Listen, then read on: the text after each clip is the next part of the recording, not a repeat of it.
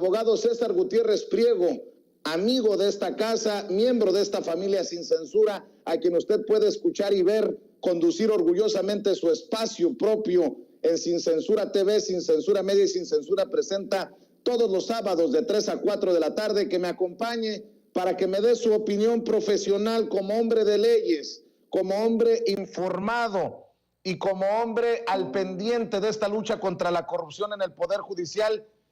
¿Qué piensa? ¿Qué piensa de este anuncio de Arturo Saldívar? César, te saludo con mucho gusto. Buenos días. Mi querido Vicente, ¿cómo estás? Buenos días. Saludos a ti y a todo el auditorio que nos acompaña. ¿Cómo ves lo que anuncia el ministro presidente? Creo que Andrés Manuel López Obrador, el presidente de México, ya lo venía advirtiendo desde la mañanera sin decirlo. Veía muy difícil extender el mandato en la Corte porque dice, predominan los ministros del antiguo régimen que se oponen precisamente a la transformación del Poder Judicial.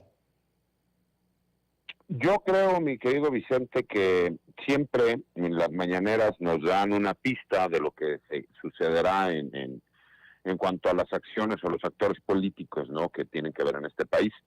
Y yo creo que se priorizó el hecho de defender la reforma judicial como tal, que es tal vez la acción más importante y que tendrá mayor trascendencia que realiza el ministro Arturo Saldívar, por el hecho de no estar mal con sus pares respecto a que estuvieran boicoteando esa reforma judicial.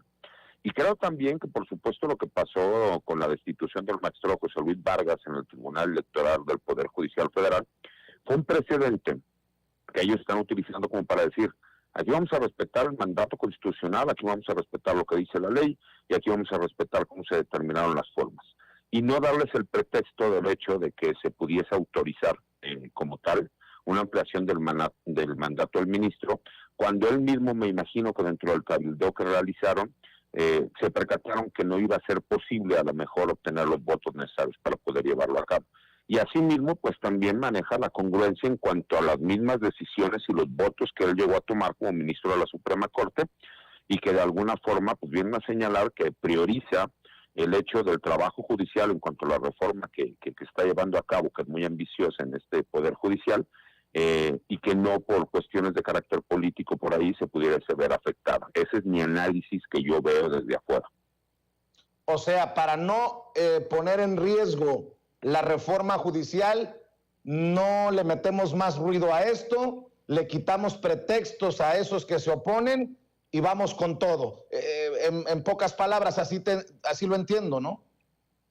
Así es como yo lo vislumbro, y no podemos dejar de lado que por supuesto que hay poderes fácticos distintos a los que existen en el mismo Poder Judicial, llámese la oposición en este país, que por supuesto que están empezando a mover sus piezas de ajedrez con la intención de empezar a tomar control y preparándose para las elecciones que vienen en el 2024 y asimismo para la revocación del mandato que viene en el 2022. Cada vez veremos que van a ser muchísimo más agresivos en cuanto al tono, en cuanto a las formas, en cuanto al trabajo.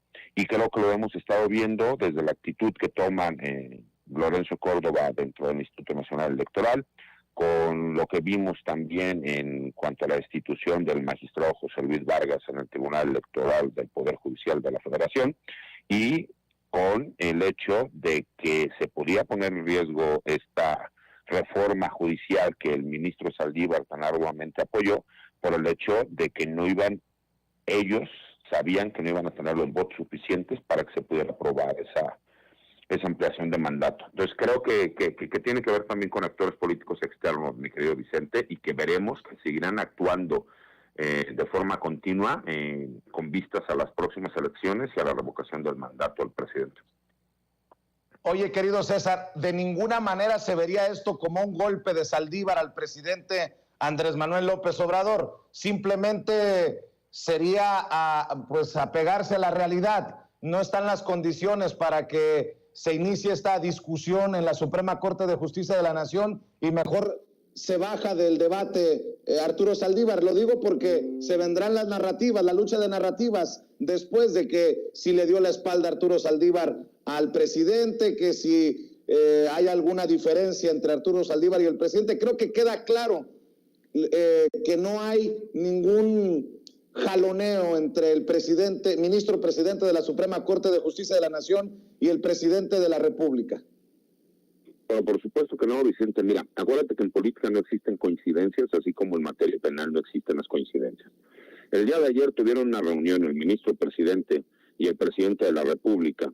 Por supuesto que el tema se trató, por supuesto que los sondeos del mismo ministro presidente de la Suprema Corte se las hizo al conocimiento del presidente, y yo te puedo asegurar por los datos que yo tengo que el tema se planteó desde el día de ayer, y por eso el presidente fue dando la nota de lo que pasó posteriormente. Entonces, realmente esto fue un acto consensuado donde el ministro presidente le dice al presidente de la República: señor presidente, yo usted ha puesto toda la confianza en mí, pero en esas condiciones hechas, y estamos poniendo en riesgo que la reforma judicial que tanto hemos apoyado y que es tan ambiciosa y tan agresiva puede estar en riesgo. Entonces, mejor, pues dentro del cabildo que hemos realizado, terminaremos y entonces buscaremos que la persona que siga en la Suprema Corte de Justicia de la Nación tenga realmente el poder o oportunidad de poder llevar a cabo y seguir continuando con la reforma judicial que iniciamos. Ese es el análisis que yo hago desde afuera y con la información que yo tengo. Te agradezco, César Gutiérrez Priego, abogado, amigo, miembro de esta familia sin censura, que me hayas tomado la llamada para compartir tu opinión. Creo que ese es el análisis que suscribo, que puedo también señalar desde esta trinchera independiente en la que hablamos de todo y de todos. ¿Y por qué no cerramos invitando a la gente? Seguramente será este uno de los temas que abordarás también mañana en tu espacio que conduces en Sin Censura TV, Sin Censura Media y Sin Censura Presenta, de 3 a 4 de la tarde todos los sábados. ¿En dónde más te pueden seguir? ¿En dónde más te pueden apoyar, querido César?